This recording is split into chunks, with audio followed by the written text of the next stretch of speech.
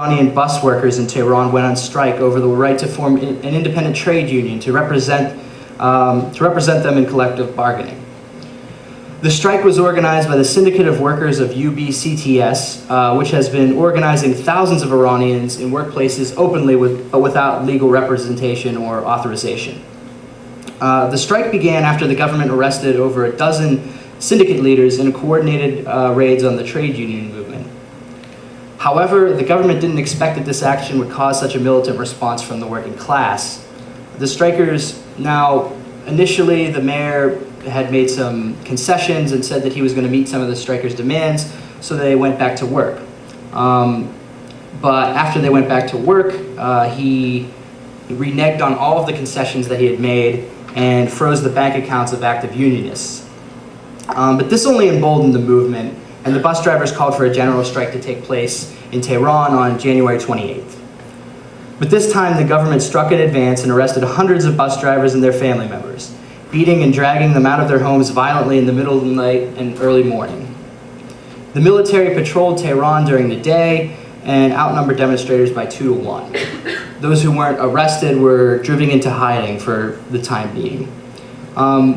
This really set the movement back, but it didn't really break its back.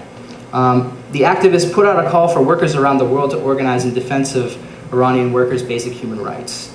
Could I get the next slide?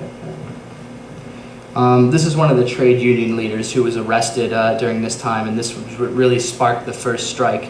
Aside from issues over just having an independent trade union, the fact that they were just having their leaders arrested was a big spark for the strike in the first place. So international solidarity demonstrations were organized all over the globe, including here in the US, to demand the release of jailed bus drivers and the recognition of their demands. Could I get the next slide up there too, actually? In the face of this international movement, the government backed down and released the bus drivers that they had put in prison. But they still maintained that the syndicate was not the legal representative of the workers in collective bargaining. Still, 80% of Iranian bus drivers remain syndicate union members, despite the lack of formal recognition. This blatant use of force utilized by the Islamic regime against striking workers only goes to expose the class nature of this government. Faced with the workers' movement demanding economic justice and independent organization, the government remained true to its colors dating back to 1979 and stood up to protect the interests of big business against the rights of ordinary Iranian people.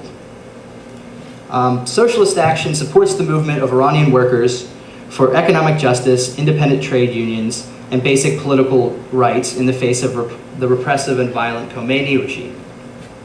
And this brings us back to the starting point of our conversation, the threats of war against Iran by the United States, Great Britain, and Israel.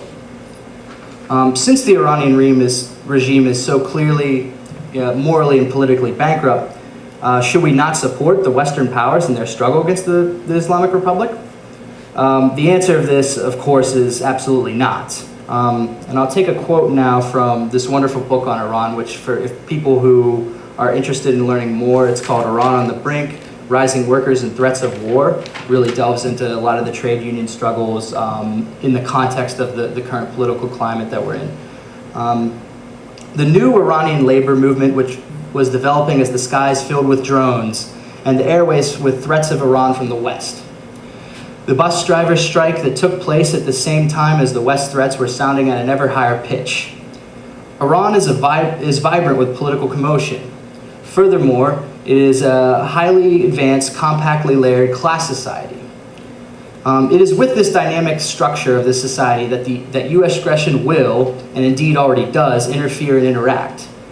If the worst scenarios come true, much of that dynamic will simply be destroyed, for faced with massive aggression, the demands of a decent ordinary life, i.e. decent wages, the right to form a union, etc., become trifles to be put aside.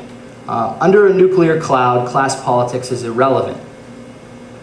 If a nuclear attack were to take place, it would bury the democratic tradition of Iran 6 feet under. Launched under the pretext of bringing democracy to Iran, it would desecrate the concept of democracy itself.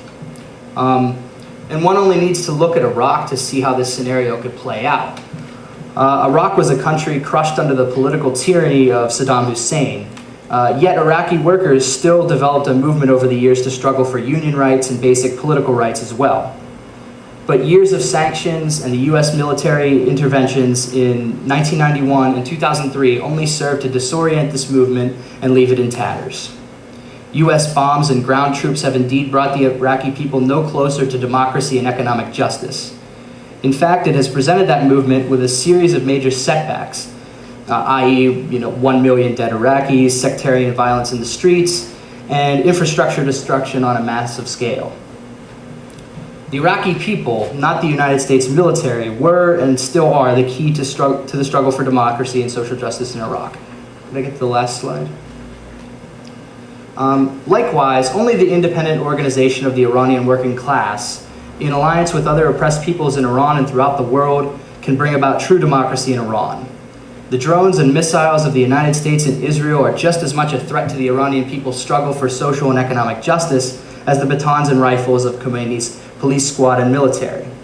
We, activists in the United States, must support the Iranian workers' struggle for independent organizations and a higher standard of living, and oppose all attempts by the Western powers to intervene on the ground in Iran. Thank you.